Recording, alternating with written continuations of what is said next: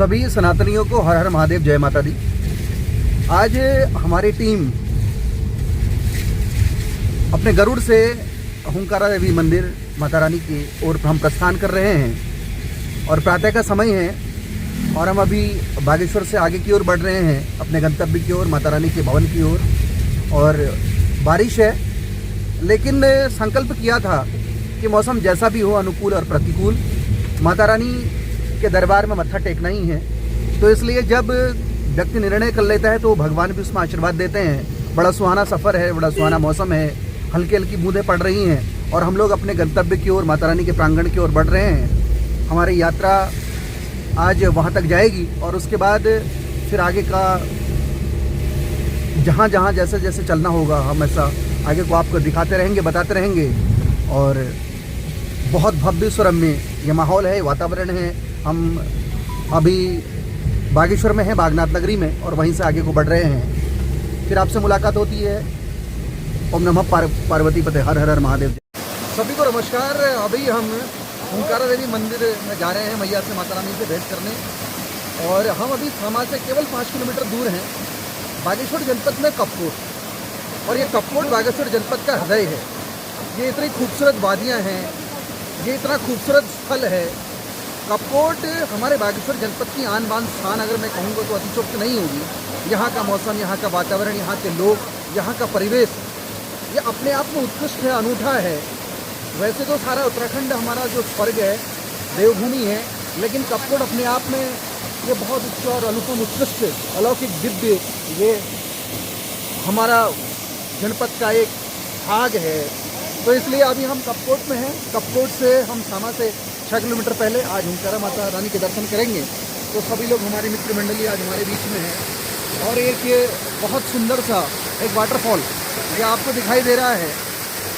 ये संभव हमारे उत्तराखंड में ही होता है और ये इतना सुंदर नज़ारा है कि जून के मौसम में आप कल्पना कर सकते हैं कि इस तरीके का मौसम अगर कहीं है तो उत्तराखंड में है, और उत्तराखंड के कपकोट में है। हम आगे तक फिर आपसे मुलाकात करते रहेंगे। तब तक के लिए हर हर महादेव, जय माता रानी। अभी हम होकरा ग्राम पंचायत में हैं। होकरा ग्राम पंचायत पिथौरागढ़ जनपद में नाचनी से थोड़ा सा आगे स्थित है। और होकरा ग्राम पंचायत बहुत बड़ी ग्राम पंचायत है। और पिथौरागढ़ सोर वैली, ये भी अपने आप में एक उत्कृष्ट वैली है। और यहीं पर माँ होकरा का मंदिर स्थित है, उनका दिव्य शक्तिपीठ है, जिसको हम आपको दिखा रहे हैं। ये रास्ता है जहाँ पर होकरा मार्केट में हमने अपना स्टॉपेज बनाया था, जिसको जहाँ पर गाड़ी खड़ी करी, उससे हम नीचे की तरफ बढ़ रहे हैं। और यहीं माता होकरा का दरबार है और वहीं हम लोग आज दर्शन कर रहे हैं। और ये दिव्य, ये शक्तिपीठ पिथौरागढ़ जनपद में स्थित है। और ये सोर वैली पिथौरागढ़ जनपद की अपनी एक अधिष्ठात्री माता रानी, होकरा माता रानी का ये दरबार है। ये बहुत बड़ी ग्राम पंचायत है, होकरा ग्राम पंचायत।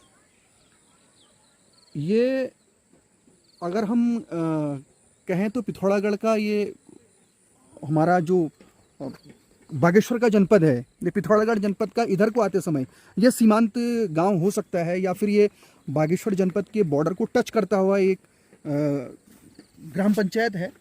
तो वहीं पर हम स्थित हैं। ये हमारी देवभूमि उत्तराखंड की अपने आप में ये एक उत्कृष्टता है, ये अनुपम। इसको अलौकिक दिव्य इसलिए माना जाता है क्योंकि लैंड स्लाइडिंग का यहाँ पर बहुत ज़्यादा खतरा है। उसके बावजूद भी ये ग्राम पंचायत अपने आप में ये उत्कृष्ट ग्राम पंचायत है। बड़ी बड़ी इमारतें यहाँ पर हैं, बड़े बड़े भवन यहाँ पर हैं। तो हम आपको यही ग्राम पंचायत का अभी यहाँ पर हम अवलोकन करा रहे हैं।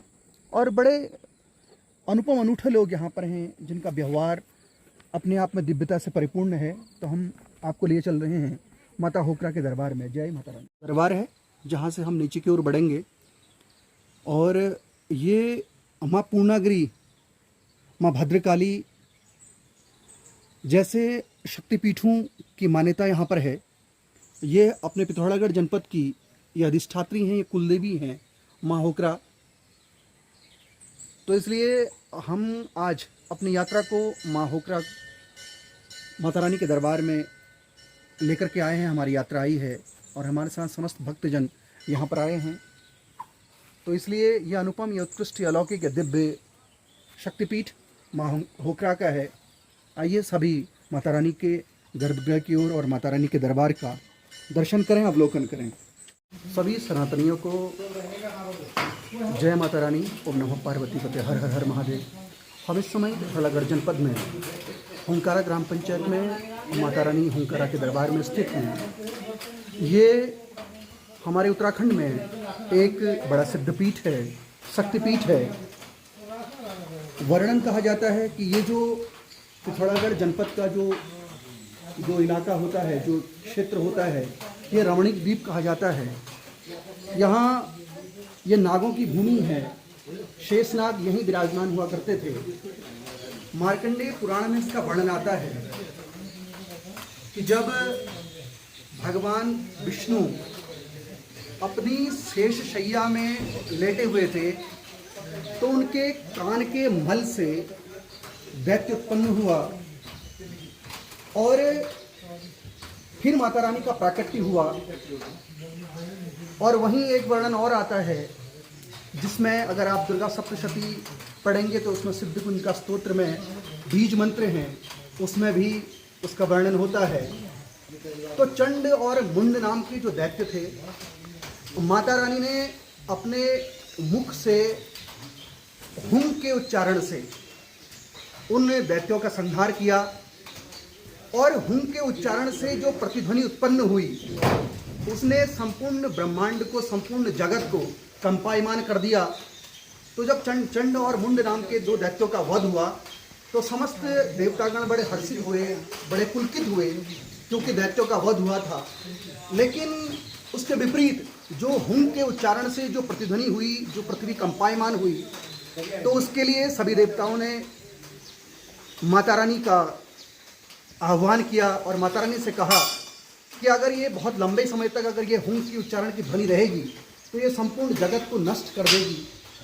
तो माता रानी ने वो हुं जो शब्द था उसको इस रमणीक द्वीप में प्रतिस्थापित कर दिया और यहाँ पर एक विशालकाय गड्ढा बनाते हुए वहाँ पर पहले जल निकला और जल निकलने के बाद एक शिला का प्रादुर्भाव हुआ जो हुं शब्द का उच्चारण था, जो उसकी प्रतिध्वनि थी, जो उसकी ऊर्जा थी, उस शिला में स्थापित हुई और वो शिला की स्थापना इस स्थान पर हुई।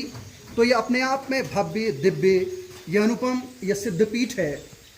और कहा जाता है कि जब इसी क्षेत्र के कुछ ब्राह्मण बद्रीनाथ, केदारनाथ की यात्रा पर निकले, जब उन्होंने वहाँ पर शयन किया तो वहाँ पर माता रानी ने उनको दर्शन देकर के कहा कि जो होकरा नाम की ग्राम पंचायत है वहाँ पर हमारी एक शक्तिपीठ स्थापित है, तो वहीं पर आप हमारी स्थापना करेंगे। और वही स्थान आज हुंकारा माता रानी के शक्तिपीठ से स्थापित हो गया है। तो इसका वर्णन स्कंद पुराण में आता है। इसका वर्णन आदि जगत गुरु शंकराचार्य द्वारा वर्णित सिद्धकुंज का स्तोत्र में ओम ग्लौंग ह्लीं क्लूं क्लीं जुंग सह ज्वाले ज्वाले ज्वल ज्वल प्रज्वल प्रज्वल ओम ऐं ह्रीं क्लीं चामुंडा बिच्चे ज्वलंग हंग संग लंग शंग फट स्वाहा, इन बीज मंत्रों में ये सिद्धपीठ समाहित है, ये निहित है। तो इसलिए हम आप सभी से अनुरोध करना चाहेंगे कि आप इस शक्तिपीठ का, सिद्धपीठ का जरूर यहाँ आकर के आप दर्शन करें। नवरात्रियों में यहाँ बहुत बड़े बड़े अनुष्ठान आयोजित किए जाते हैं। वर्ष पर्यंत यहाँ पर मातृशक्ति का, श्रद्धालुओं का तांता रहता है। बड़े बड़े अनुष्ठान आयोजित किए जाते हैं। सतचंडी जैसा भव्य दिव्य कार्यक्रम यहाँ पर आयोजित किया गया है। तो वन संपदाओं के बीच में घिर करके ये सिद्धपीठ है और कहा जाता है कि माता रानी का सिंह वाहन रात्रि को यहाँ गर्जना करता है और इस क्षेत्र की वो सुरक्षा करता है। तो अपने आप में इसमें भी ये सिद्धपीठ माना जाता है।